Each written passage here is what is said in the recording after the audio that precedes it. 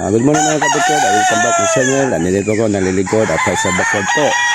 Sa mga nag-subscribe sa akin, maraming salamat po. At sa mga silent viewers sa akin, maraming salamat po. Ngayon kabukod po, nandito tayo sa ating munting manukan. Ito kabukod. Munting manukan. May i-share ko sa inyo kabukod about naman yung manok na palagi na lang nagsisipon. Ginagamot mo naman, mawawala, tapos babalik na naman. Parang walang katapusan yung sakit niya mga kabakyard. Ngayon kabakyard ay may i-share ko sa inyo. Sana po mga kabakyard may matutunan kayo sa content ko kabakyard. Bago sa lang kabakyard, huwag mo kalimutan mag-subscribe and press the bell. Updated kayo sa mga bagos ko. Hindi natin pagaling kabakyard. Parang excited na ako. Let's go!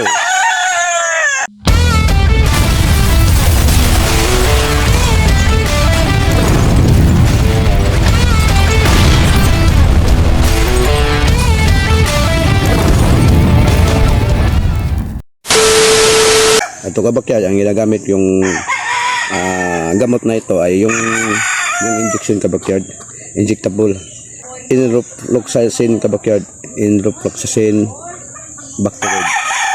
Pwede ito sa mga bangkak at saka yung pangsiso kabakyard. Yung inject kabakyard, yung ml kabakyard ay 0.3 ng kabakyard. Pwede ito kabakyard. Ito ay tawag to barato lang ng kabakyard. Sabi sa'yo barato. Nasa 300 lang po dito sa amin. Kaya ating inject yan ngayon kasi palaging pagbalik kasi kahit yung Primoxil kung ginagawa ko kabakyard, ganun pa rin pagbalik yung sit-on. Kaya ngayon ang gagawin natin ito yung gagamitin natin yung enrofloxacin bacteroid. Hindi natin tragling kabakyard, ating injectin na kabakyard. Bago sa lahat kabakyard ay bibigay tayo ng dito 0.3 kabakyard. Bago tayo mag-inject, lagyan mo natin para hindi tayo mahirapan.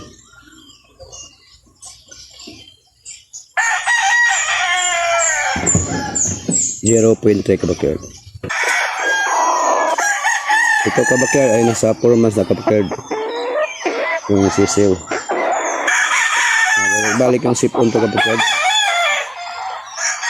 ating injikan. Kung mag-injik kayo kabakyard, nasa ngayon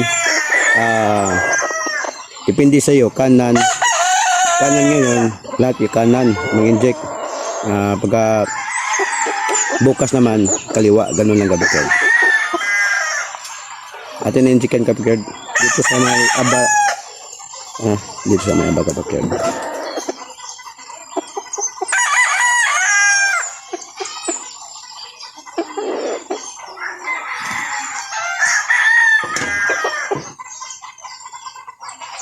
Ilamin nyo kabakyard pagkatapos mag-inject. Kaya alam tayo ng isa kabakyard. 4 months din pa to kabakyard, 4 months. Lagay tayo ng injectable 0.3 lang talaga kabakyard. 0.3.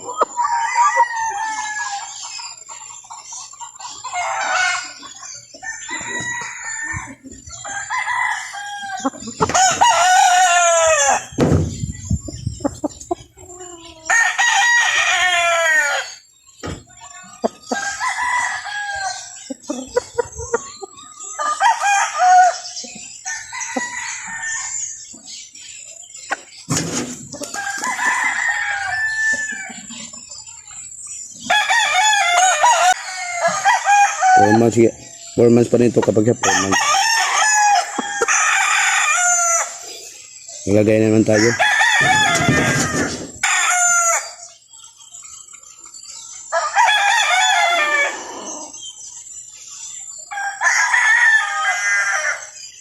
Pag ikaw mag-isa lang kabakyan, ganito lang yung gagawin nyo. Pag may assistant kayo, hindi kayo mahirapan. Pag mag-isa ka lang, ito ang gagawin nyo kabakyan. Kasi wala tayong assistant kabakyan eh.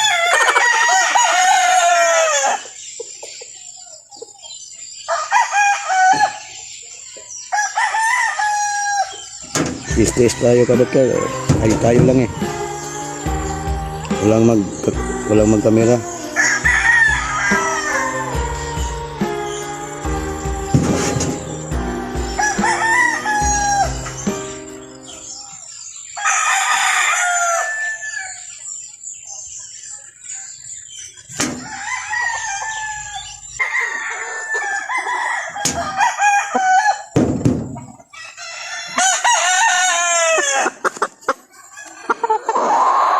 Four months din joke by 4 months.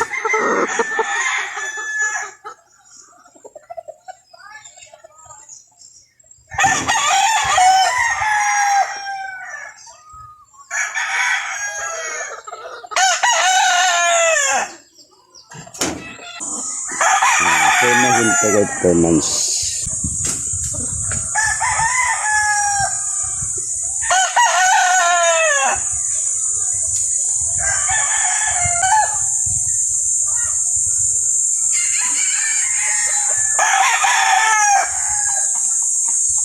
Ito po yung tapos na tayo sa sisiyo mga kabakyard. Ito yung kak kabakyard. Ito po yung kak kabakyard. Ito po yung may sipon din. Pabalik-balik po. Tingnan nyo mga kabakyard. Kahapon ko na nabserbahan ito kabakyard. Dun sa kabila. Gulat ako. May sipon pala. Saan lang ang kabakyard, kahit walang kabakyard, kailangan tutunan ng ating mga manok kasi sa sobrang init talaga at yung tubig, baka doon sa tubig yung kabakyard, yung nagsisipon, kasi mainit yung tubig, kailangan talaga pagtapos ng painumin mo, tanggalin yung tubig. Hindi sa tipi mo ilagay yung hindi mainitan yung tubig, kasi yan ang dahilan bakit yung manok natin ay nagsisipon. Kaya ito kabakyard, ito dito. Ninjikan ko na kanina kabakyard, hindi ko na bibidyohan. Ninjikan ko na kanina dyan sa tipi niya. Kailangan pwede natin ikulong yung manok para di mainitan yung sipon niya, yung mukha niya. Kasi ganun talaga pag parang tao, di ba? Kung magkasakit tayo, maarawan tayo, diba? Parang lalong humihina, lalong sumasakit yung natin, yung katawan. Yung kabakyard, sana may natutunan kayo sa mga content ko. Sa nanood dyan, hindi pa nakasubscribe kabakyard, huwag mo na mag-subscribe and click sa nyo para updated kayo sa mga bagong videos ko. Sa nag-welcome sa akin, maraming salamat po. At sa mga silent viewers, maraming salamat po sa inyo. Hindi dahil sa inyo, wala ako dito sa channel ko. Hanggang dito lang kabakyard. Bye bye.